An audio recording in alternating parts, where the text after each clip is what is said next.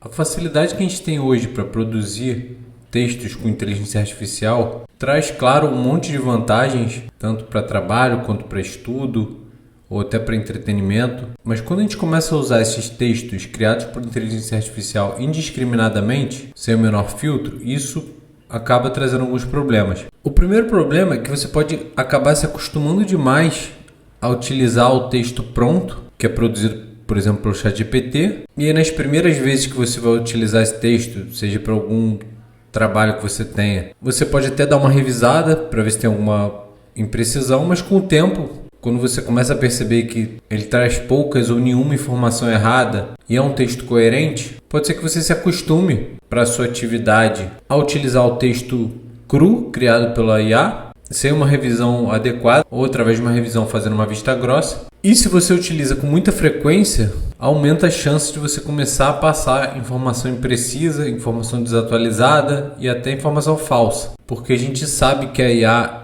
é capaz de inventar respostas, inventar os dados e mesmo assim trazer essas respostas num tom confiável. Passa a impressão para a gente que aquela informação é precisa e tem uma base confiável, mas que na verdade elas podem simplesmente ter sido inventadas, criadas pela IA generativa. Outro grande problema é a ausência de naturalidade, porque muitas vezes os textos gerados por inteligência artificial são genéricos, são repetitivos, seguem uma mesma estrutura, muitas vezes não tem uma personalização ali ou ele soa frio. Então, dependendo do seu caso de uso, se você é um comunicador, por exemplo, são textos ali que podem não trazer nenhuma conexão emocional com as pessoas ou que não tem nenhuma autenticidade.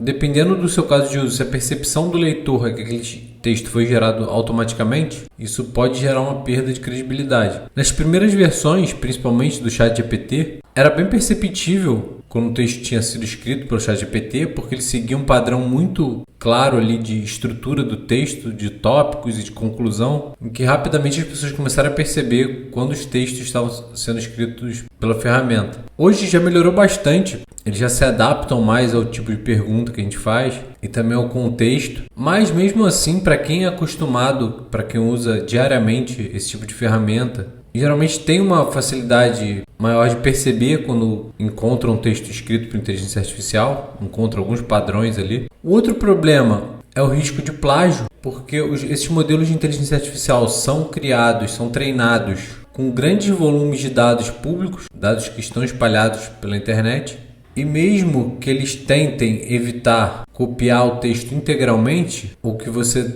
escreva no seu prompt de forma que ele não copie o texto de determinada fonte ou de determinado autor, mesmo assim existe o risco do texto produzido ser muito semelhante ao texto integral. Esse risco acaba sendo maior em textos muito técnicos ou textos de nichos específicos, porque a fonte de dados que a IA foi treinada para criar aquele tipo de conteúdo foi baseada num conteúdo muito específico. Então, nesses casos, muitas vezes é preferível a gente procurar o texto original e citar ele como fonte do texto que a gente está escrevendo. E também a gente tem uma questão aí ética, porque independente da finalidade do texto que você está produzindo ou da área, é importante que as coisas estejam sempre claras no que diz respeito a ser uma criação autêntica ou uma criação gerada por inteligência artificial. Existe um grande debate para saber se aquela autoria pode ser da pessoa que fez o prompt, do autor das fontes originais ou da própria inteligência artificial, mas é um debate que a gente não vai entrar aqui. Mas o que é importante é que a gente sempre revise aqueles dados, aquele conteúdo,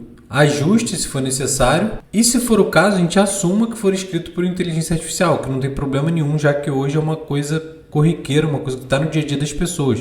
Você pode estar escrevendo um determinado texto e uma parte específica do texto você pede ajuda para a inteligência artificial e você pode citar, inclusive, que aquele texto ou aquela parte do texto foi produzido por inteligência artificial. Isso com certeza vai te dar um resultado mais confiável e trazer até mais credibilidade do que se a gente tentar dizer que é a gente que escreveu aquele texto. Então, por todas essas razões, é importante a gente estar, de alguma forma, tentando humanizar um pouco o texto que é produzido pela IA. E a gente tem algumas formas de fazer isso. A primeira e mais óbvia é a gente revisar o texto todo e reescrever com as nossas palavras, porque aí a gente vai pedir para a ferramenta a estrutura toda do texto, a estrutura lógica de argumentação, de repente, ou as fontes, ou a divisão em tópicos do assunto que a gente quer tratar, mas a gente vai escrever com as nossas palavras.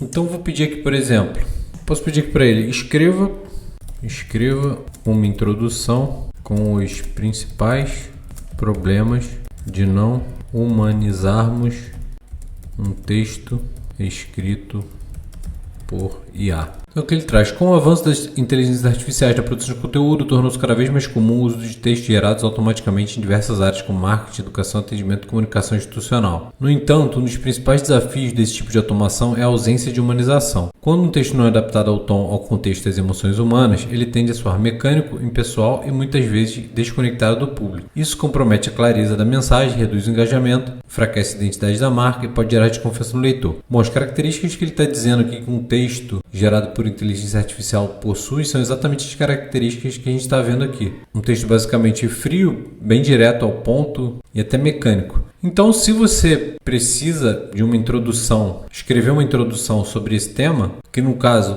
foi a introdução que eu fiz aqui sobre esse vídeo, eu poderia pegar esse texto aqui e reescrever ele com as minhas palavras. Poderia dividir aqui por parágrafo para visualizar melhor e ir reescrevendo esse texto da forma que eu falo ou de um jeito que eu gostaria de comunicar. Isso, é claro, depende muito do seu caso de uso. Se você tem que responder um e-mail técnico, por exemplo, um e-mail corriqueiro, um e-mail administrativo do dia a dia, muitas vezes não tem problema nenhum, o texto está escrito de forma mecânica. Você só precisa revisar para ver se realmente está tudo correto e enviar. Mas se você vai escrever um texto, por exemplo, numa rede social, quando você está produzindo algum conteúdo, promovendo algum serviço, aí a conexão que aquele texto traz com o leitor já é uma coisa que vai fazer diferença. Então já é um caso que valeria a pena a gente estar reescrevendo com as nossas palavras. Mas você pode também, uma outra forma, é subir aqui na ferramenta o seu estilo de escrita ou o seu estilo de falar. Então você pode pegar, por exemplo, qualquer texto que tenha sido escrito por você, ou se você tem algum conteúdo em áudio gravado ou vídeo, você faz a transcrição desse áudio,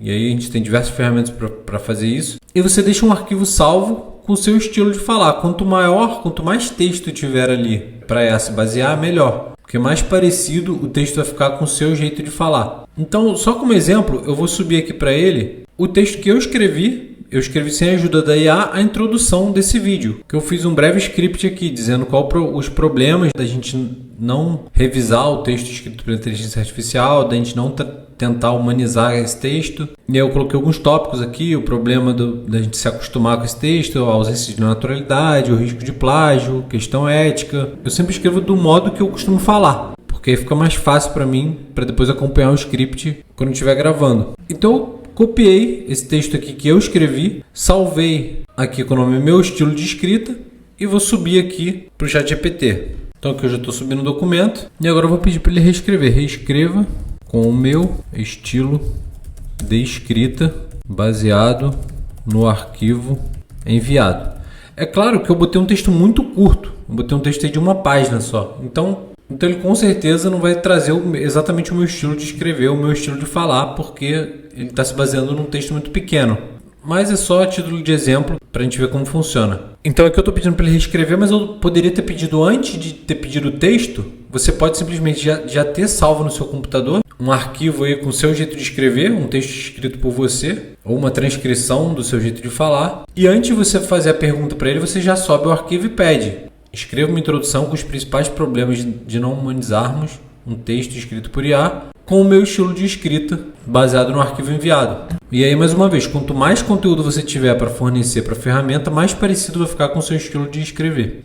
Então, vou mudar o comando aqui. Então, ele trouxe aqui, com base no seu estilo de escrita mostrado no arquivo, aqui está uma introdução reescrita no mesmo tom. A popularização das inteligências artificiais para escrever texto nos trouxe muita praticidade. Dá para ganhar tempo, agilizar tarefas e até criar coisas legais com poucos cliques. Eu não costumo usar esse termo legal. Mas quando a gente esquece de humanizar esses textos, alguns problemas começam a aparecer. Isso vale tanto para quem escreve quanto para quem consome esse tipo de conteúdo. O texto pode ficar impessoal demais, com aquele jeitão de resposta de robô, sem emoção, sem fluidez. A gente já percebe que o texto está menos mecânico, né? Ele já está usando algumas expressões aqui, apesar de eu não usar essas expressões de jeitão, criar coisas legais. Ele está usando algumas expressões que dá para ganhar, que já é algo mais parecido com o meu jeito de falar mesmo, do que aquela coisa mecânica. E aí você já vai trazer para qualquer texto que você precise, o texto cada vez mais parecido com o seu estilo. Isso funciona para qualquer outra ferramenta, qualquer outra IA generativa de texto. Você consegue subir um arquivo aí com o seu estilo de escrever e pedir para ele escrever da mesma forma. A outra opção seria a gente estar buscando um estilo de outra pessoa.